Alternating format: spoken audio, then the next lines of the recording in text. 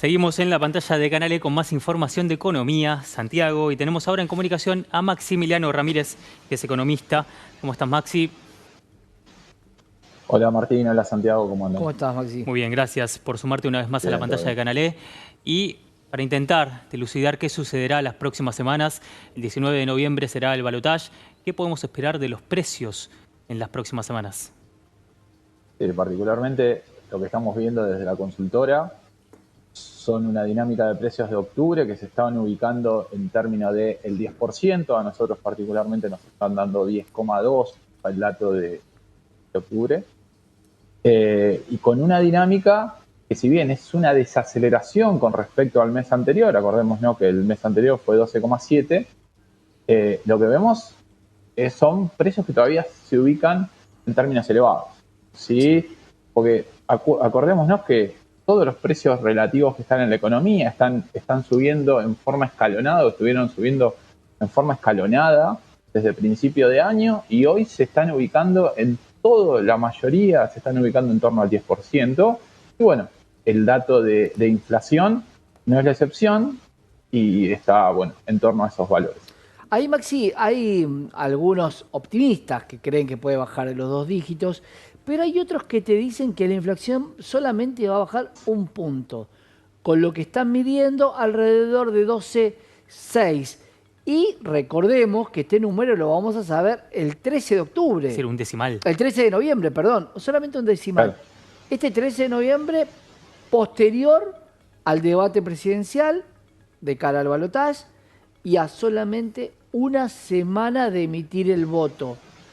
¿Qué tan Sí, importante es ese número para vos, Maxi? ¿O te parece que ya a una semana está todo, la suerte ya está echada, las cartas ya están jugadas sobre la mesa? a ver, el dato de inflación de octubre no te va a cambiar mucho, no va a cambiar el voto de la gente porque ya está internalizado. Pensá que ya el dato sale en noviembre y ya está Claro. más que todo internalizado. Ahí, aquellas personas que están viendo un número cercano al 12%, 12,6 como recién comentaba Santiago, creo que están internalizando el precio o el salto cambiario que vos tuviste en octubre con los tipos de cambio alternativos, que nosotros en el relevamiento que hacemos no lo estamos viendo. Entonces, eso lo que te implica es que toda la parte de bienes y servicios que venía muy elevado, empezó a generar una pequeña desaceleración, o lo que podemos decir una estabilización, no una Ok. desaceleración, que comparado con la aceleración del mes anterior, ¿sí? Entonces lo que ves es una reducción o una desaceleración del número general. Maxi, Particularmente eso es lo que estamos viendo nosotros. bien, Maxi, en la discriminación, según rubro, ¿qué están viendo? Imagino que alimentos y bebidas no alcohólicas encabeza, por supuesto, el índice inflacionario y textiles también, ¿no? Indumentaria. Pero danos datos precisos del relevamiento que hicieron. Sí, particularmente lo que estamos viendo es que alimentos y bebidas están en torno al 9,5%. Por debajo del ¿Sí? promedio. Textiles, el de bajo un poquito por debajo del promedio, y textiles viene un poquito por encima del promedio del mes anterior, entonces eso te va compensando. Ahora, todo lo que tenga que ver particularmente con lo que, lo que es estacionales, ¿sí? Es lo que generalmente te juega para arriba o para abajo Claro. en la dinámica del número final, que eso es lo más difícil de ver, ¿sí? Porque depende mucho de las lluvias o de la sequía, y entonces esa dinámica te va corrigiendo el número en la décima que vos tenés. Y después lo que tenés es regulados, que eso ya viene establecido con subas ya determinadas por el gobierno. Bien. Maxi, ¿nos sirve ese índice semanal que se va publicando según la Secretaría de Economía que replica también Gabriel Rubinstein y que semanalmente muestra números que oscilan el 1, 2, 3% y que en el acumulado podrían llegar a este número que decís, pero que es solamente sobre precios y que no incorpora justamente lo que tiene que ver con el dólar, la variación de servicios? Contanos un poco cómo incide ese número. A ver, yo estuve en la Subsecretaría de Programación Macroeconómica, que es el que realmente hace ese número, entonces estuve participando y conozco bastante del número, Bien. y eso no es un relevamiento de precios generales, ¿sí? Tengamos en cuenta que es particularmente de la parte de núcleo, digamos. Particularmente es un relevamiento como el que hace la mayoría de alimentos y bebidas. Entonces, Ok. vos no, o sea, acá lo están llamando como un IPC general, algo que es bastante particular y que es de la parte núcleo. Entonces, ahí tenemos una pequeña diferencia con lo que dice los informes de Rubinstein, donde hace mucho énfasis como que es la inflación general. Yo te diría que esto me parece a mí que es más la de Ujú. alimentos y bebida o la parte Claro. núcleo, no la general. Maxi, trajiste un gráfico para que analicemos juntos. Contanos de qué se trata y qué es lo que vemos en el gráfico que inmediatamente vamos a tener en pantalla. Tiene que ver con el déficit fiscal, bueno, acotado a pesar de la caída de ingresos, según el título. Contanos un poco qué es lo que estamos viendo, así lo entendemos. Sí, particularmente es la dinámica de los últimos, o el acumulado de los últimos 9 meses con relación al déficit fiscal. ¿Cómo está la composición de ese déficit? ¿Por qué hoy por hoy estás por debajo de la meta que tenés con el fondo? Ujú. Principalmente, particularmente tomando los acumulados, no los puntos azules, que es particularmente septiembre, lo que vemos es que en el acumulado del año vos tenés una caída de los ingresos del 7% y una caída del gasto del 5%. Eso es lo que te estaría generando que vos no estés cumpliendo con la meta. Pero si particularmente nos metemos dentro del gasto, lo que vemos es una dinámica de como que el gasto está cayendo no por algo estructural, sino por algo muy particular, que es todo lo que tenga que ver con las prestaciones sociales, donde las Claro. prestaciones sociales en el acumulado del año te cae 6%. Y si nosotros vamos a analizar, ¿sí? Esas prestaciones sociales representan el 80% del gasto.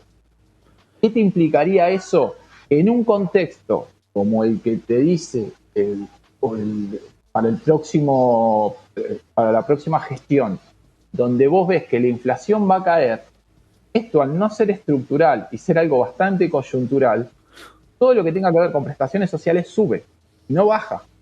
¿Por qué? Porque, por ejemplo, el aumento que se le dan a los jubilados tiene una regla de tener la inflación, o los aumentos vienen por detrás de la inflación. Entonces, si la inflación va Claro, cayendo, ¿bien? El aumento de los jubilados va creciendo.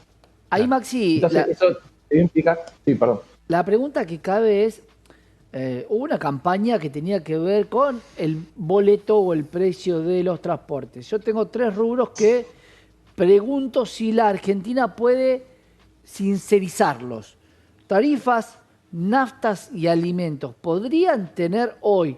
¿Sentís que tienen un atraso real en los precios? ¿Y qué pasaría si yo realmente le pongo el precio real a las cosas hoy cuando prácticamente hay un montón de rubros que ya están inalcanzables? Mires lo que mires. Hoy mirás un acolchado y tenés que pensar en 50.000 pesos. Un acolchado para una plaza de una cama. Me parece que hay una distorsión de precios enorme. ¿Cómo lo ves? Sí, es un poco lo que estás comentando vos. Hoy tenés una distorsión de precios enorme y ese problema en la distorsión de precios, hoy, sincerizarlos, te llevaría a que vos tengas que generar un incremento en el gasto notable, ¿sí? Y bueno, nada, y eso alguien lo tiene que pagar, que lo termina pagando el consumidor, Ujú. ¿sí? Ahora, en un programa de estabilización, eso lamentablemente vos lo tenés que sincerizar. Es un poco este gráfico que te estoy mostrando. Yo lo que te Claro. estoy diciendo es, mirá, ¿dónde vos vas a tocar si vos querés seguir bajando el gasto? Y una parte fundamental son las prestaciones sociales. Eh, Ahora, sí. ¿se van a animar a tocar eso? Y sería una gran pregunta para un próximo gobierno. Ujú. Claro. Maxi, recién Santi tocaba el tema combustibles y lo venimos tratando hace ya varios días, por supuesto, porque es tema de la semana. Y hablando con empresarios del sector la semana pasada, nos comentaban que el precio, para ajustarse no solamente en surtidores, sino también para la cadena y los trabajadores del sector, necesita un 40% de ajuste y eso no se puede trasladar directamente a los surtidores. ¿Cuál es la información que manejás y qué crees que se puede llegar a hacer en torno a ese ajuste necesario para el sector, pero que también sería resonante para toda la cadena de producción y ni hablar para el consumidor final? Sí, particularmente estamos tocando un bien que es transversal a todas las cadenas productivas. O sea, eso te va a repercutir sobre todas las cadenas productivas de la economía. Entonces, vos hoy por hoy, a ver, sincerar el precio, que es correcto, hay entre un 35 y un 40% de atraso, sería, digamos, tirarte un tiro en los pies con relación a las próximas elecciones. Entonces, lo que se va a tratar de hacer seguramente es un acuerdo con las principales cadenas productoras, ¿sí? de petróleo, y tratar de estirar esto hasta después de las elecciones. Después de las elecciones vas a tener que tomar muchas medidas, ¿sí? para poder generar una coordinación de precios relativos que hoy están totalmente desanclados, como estamos viendo. Bien, bien. Maxi, te agradecemos por el tiempo y la gentileza.